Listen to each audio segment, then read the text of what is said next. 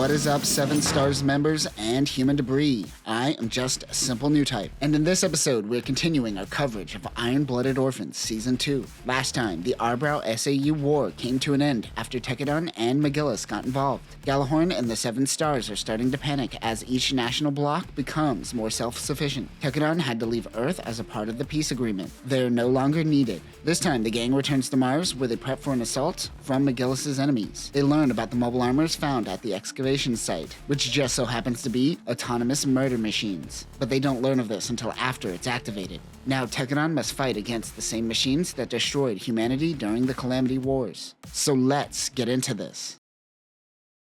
Galah Horn are finally recognizing that the national blocs are starting to arm themselves, and there's nothing they can do about it. This has been a slow inevitability since the Dort Colony incident. Mr. LED Mask wants to crack down on those intervening with Galah Horn, knowing this means fighting McGillis. Derma is a former brewer human debris. After hearing of the death of Ashton, he wants to pilot one of the roadie frames. They're receiving many Sheetans. Just like Chad, many of the boys are shirtless and ready to train. The reason Laughter and Aji are even a part of this season is because they are overseeing production of the Sheetans. However, it looks like their job is coming to an end. They weren't able to get the latest machine they dug up working because the Ahab reactor appears to be asleep. The mechanics at Saisei help to get this running. Naze and the other company heads meet with McMurdo. They are mad that Tekkadan made a deal with McGillis without consulting Tewaz. This deal, however, will make them all really rich. Naze is willing to put his life on the line if Orga is wrong about this deal. Naze tells Orga to watch his back. Tewaz' internal conflict will lead to many wanting both Turbines and Tekkadan out of Tewaz. He also tells him that this is the last time he is going to forgive little bro. Hush now treats Mika like his senpai. Mika tells him to go away. After Chad talks to Nutty, he realizes he doesn't stink anymore. Bro's always stinky, something must be up. It appears it's because he and Maribit have been hooking up. Giga Chad is mad.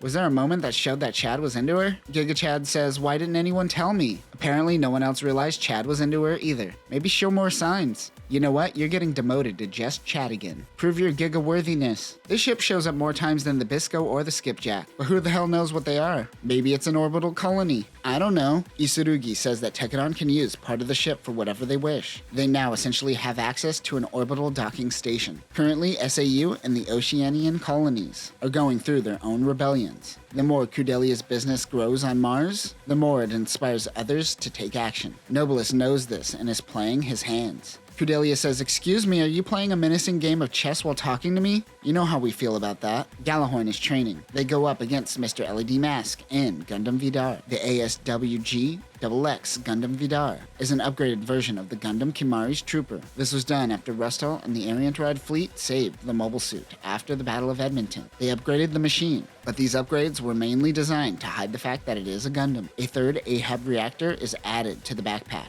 It doesn't add extra power. It's designed to only mess with Ahab frequencies. All Kimari's weapons have been replaced. This has a pseudo-Alea Vignana system which allows human-machine integration without the need for life-threatening surgery. This is achieved by using Ein's brain as an interface. Weapons include a Buster Saber, a 110mm rifle, a handgun, and blades in the feet called Hunter's Edge. He is able to handle business in the new Gundam frame. This is a man out for revenge. Hey, you kinda sound like that guy who tried to get that other guy to bang his prepubescent sister. Speaking of Space Epstein, McGillis tries to talk geopolitics to a 10-year-old girl. Yeah, no shit. Jasly is spying on Tekkadan. He knows they are working with a ferried family of the 7 Stars. Many of the Tewaz companies don't like Tekkadan or the Turbines, like McMurdo. Jasly also has connections with the 7 Stars, and he too can play this game. Iko and Yamagi wonders what's up with this Gundam frame they found. They have no data on this unit. The only people that do are Galah Horn, since they are working with McGillis. Iko wonders, why not just ask? Also, Iko Turbine has been around since Season 1. I'm pretty sure most of you confused her for Laughter because she doesn't really serve a story purpose until now. The orbiting ship is called Ares. So they have a name for the ship but no data on it. Okay. After asking McGillis about the mysterious mobile suits they found, he tells them to immediately stop excavation of the unit. He tells them that these things are called mobile armors. They are weapons that could kill millions and destroy civilizations. It's so serious that McGillis heads towards Mars instantly. Jasly wants to use this opportunity to make a move on the 7 Stars. Rustal's team is informed that McGillis is on the move. They also know of the mobile armor. Rustal calls them Plumas. They are solely responsible for the Calamity Wars. and it was Agnica and his team that took down the mobile armors. The Pluma is an unmanned mobile armor subunit created by the Hashmal. These units are weak, but they are strong in numbers. It is designed for swarm attacks. The Pluma sends data back to the Hashmal so it could create improved forms on the fly. Weapons include a railgun, claws, and a drill on the tail. Vidar understands that McGillis is after the Order of the Seven Stars. This is the highest title of the Seven Stars given to those who take down mobile armors. It was how the Seven Stars families were formed. The Order of the Seven Stars have the ability to change the Seven Stars royal families. Those that control the power controls the seats. Jasly is of course the one leaking intel to Rustle. Meanwhile at Saisei, the team activates the Pluma. Atra, Mika, and Hush visit Kudelia. Everyone's amazed that Mika could read an entire sentence on his own. Progress. Kudelia manages Mika's money, and a lot of the other kids' money. Kudelia notes that it's sad that these kids are now making money for the first time, and they don't do anything with it. Their base needs are met, and most of the slave work they did in the past were to simply cover those base needs. Kudelia says it shows how little they truly know about the world. I don't know, man. Kinda sounds pure to me. Free of consumption? What a dream. McGillis meets with Tekkadan. Mika, Hush, and some others act as security while on the Martian surface. They are using mobile workers and wonder why. He tells the boys that he is afraid that a Gundam might awaken it. During the Calamity War, mobile suits were originally created solely for the purpose of destroying mobile armors. When they head to the excavation site, they are met with the Iron Rod fleet, including Iok and his Regenlays. They can't get into contact with Eugene. At Saisei, they just got control of the Pluma after it tried to kill them all. Iok moves close to the mobile armor and activates it. This is the Hashmal. The Hashmal is a self-sustaining unmanned mobile armor that killed millions during the Calamity War. Their thought processing is based off of their self-learning AI system. Unlike the Plumas, these use AHAB reactors. This is mainly designed for ground use. Smaller unmanned mobile armors called Plumas are controlled by a bigger mobile armor like the Hashmal. Weapons include a beam weapon, a kinetic energy shot lancer, and a super hard wire blade.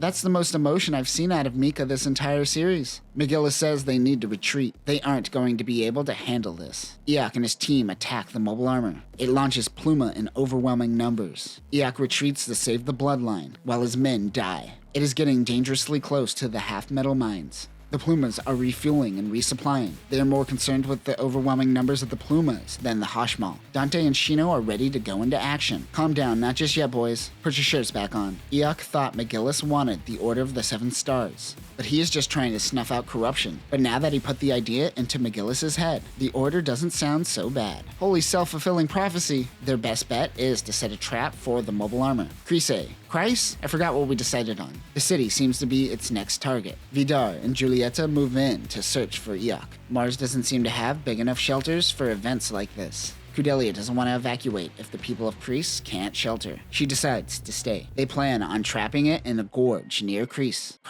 McGillis lets Isurugi pilot the Helmwige Reincar. The V08Re-0526 Helmwige Reincar is a retrofitted Valkyria frame similar to the Grim Gerda. This was built off of data in Galah Horn's records on something called a Helmwige unit that this is loosely based off of. The Grim Gerda was lightweight and mobile, but this unit is a heavy boy. This is technically considered an escort unit. However, this mobile suit is very mobile if it moves in a straight line. That's something. It has expandable feet for atmospheric use. Weapons include the Valkyria Buster sword with a detachable short club and the electric shock horn, which can immobilize units. This guy says cargo, which the word load can be used in this context. But it certainly is a choice for the translator to use the word load. Is it just us? Are Westerners gross? Are we the problem? Just as the Hashmal is about to take the bait and head into the gorge, it is attacked by Iok. The mobile armor changes its course. Akihiro's team tries to get the mobile suit to change course again. Ride moves in and tanks a beam blast. However, the nano-laminate armor makes it relatively useless on mobile suits. Can't say the same for the people that were just vaporized though. Plumas swarm on Ride's Shiden when Mika comes to save the day. Isurugi and McGillis head out. Chocolate Man is in a Schwalbe Graze. They run into Vidar in his Gundam. And that will do it for this episode. This episode teaches us that the Calamity Wars was actually a war of man versus machine. The Seven Stars became the Seven Stars because they were brave enough to stop the machine uprising. It's also why a lot of technology has regressed since the Calamity Wars. If technology tried to kill you, you too would stop seeing technology as innovative. In newer Gundam series, weapons of mass destruction aren't giant nukes or colony drops, but rather autonomous drones. And yet, so many people are trying to program swarms of drones in a real life. Next time, McGillis learns who Mr. LED Man is. Tekkadan will also try to slow down the Hashmal, and Mika takes on the mobile armor. Also, McGillis takes off his shirt to fit in with the boys. But that will do it for now, human debris. Remember, if you meet someone who is making AI for drones, punch them in the face till they change careers. Peace.